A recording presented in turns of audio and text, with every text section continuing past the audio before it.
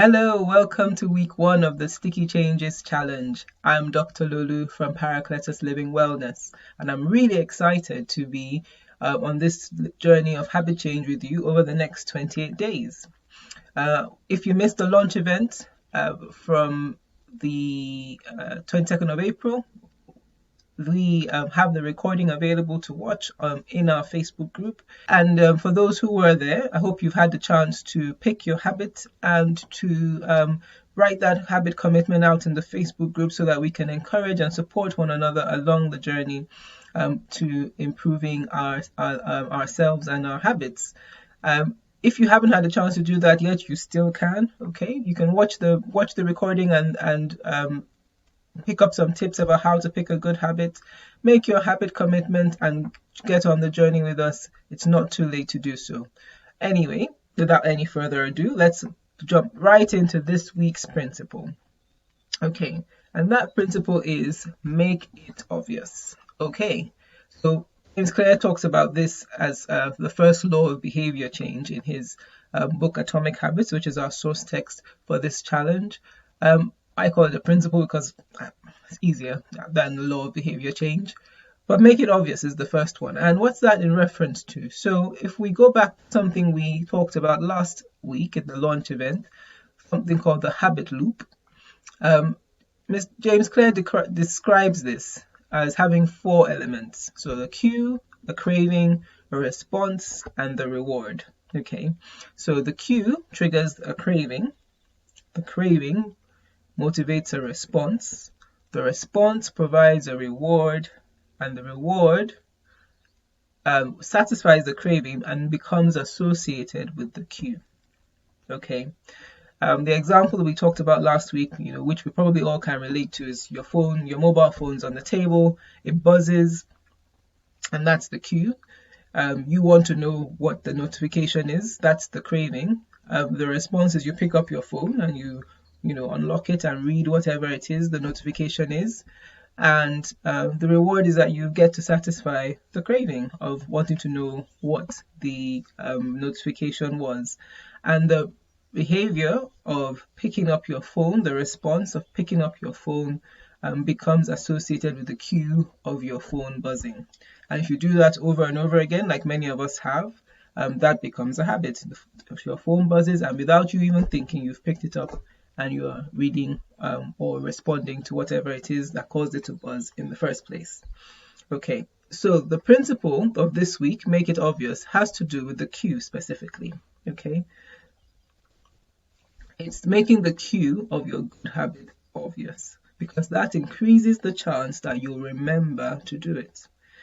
And it's about designing your physical environment, making the cue a big part of it. So let's say this example, you want to stretch every night before you go to bed, but your exercise mat is in the gym, which is in the garage, and and you have to go out of the house, and you're not going to do it, are you? You're not going to remember. But if you put your exercise mat right by the television remote, if that's what you do at night normally, then you might well find that when you go to pick up the television remote, you see your exercise mat and you remember, I want to stretch for 10 minutes tonight. So that's just an example. What cue should you pick? That just depends on you, really. I can give you the example of when I was trying to start drinking more water. I initially got a water bottle and filled it up diligently every day when I got to work, popped it on my desk. But I found that actually that didn't work for me. There could be days when I'd go home with my full water bottle. Really, really awful. Don't listen. Don't be like me.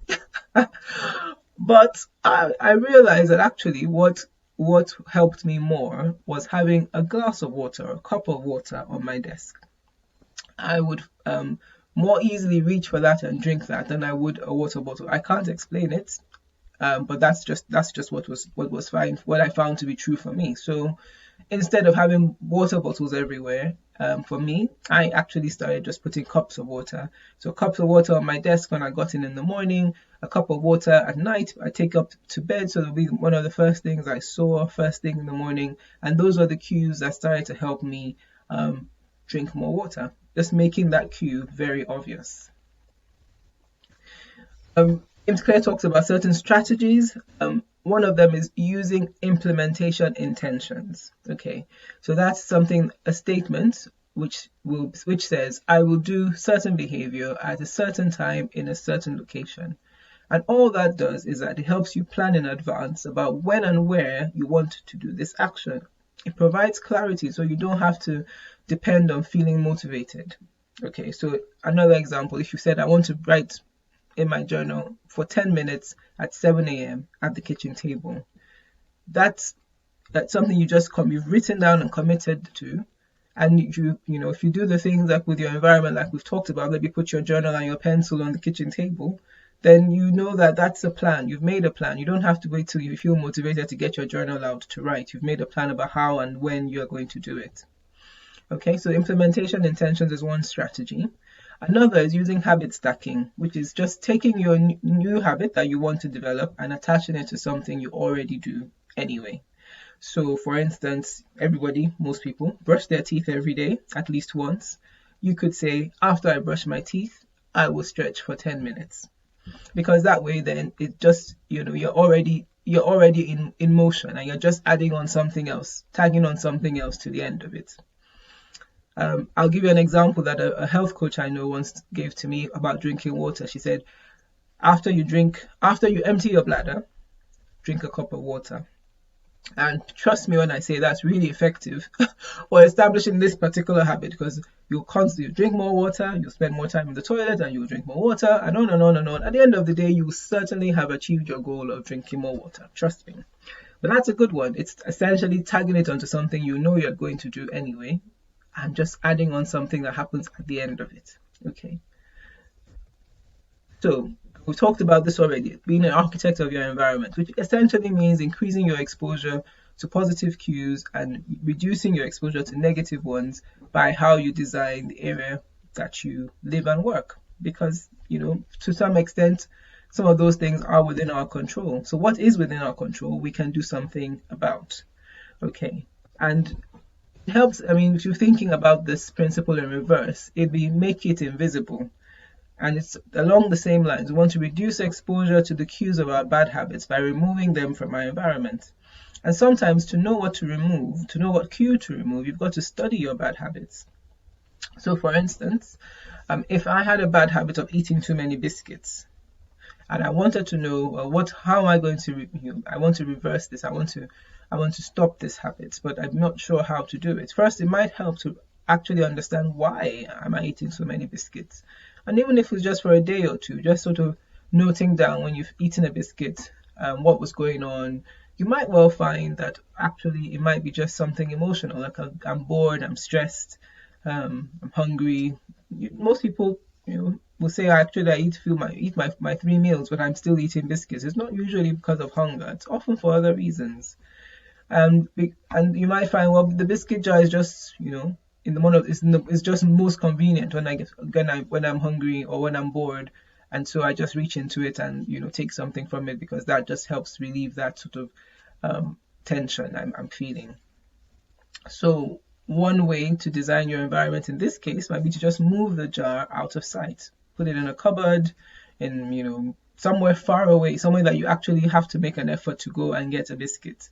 And maybe replace it with a good cue. Replace it with a bowl of fruit or some cut up veg, so that actually, if you do wander around the house, for those working from home, which are now a significant number more than it used to be, you could find that actually when I'm bored, I'm stressed, or I'm tired, and you get up and take a walk. Well, if there's some veg already cut up in the kitchen, that's much easier to grab than the biscuits, which are now far away, somewhere tucked away.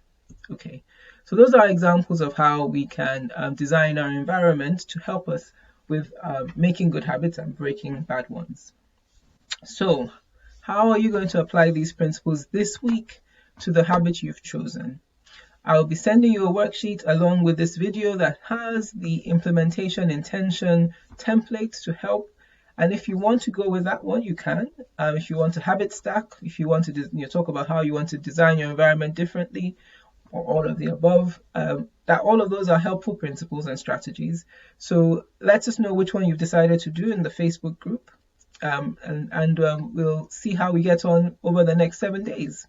Look forward to hearing about your progress. See you soon.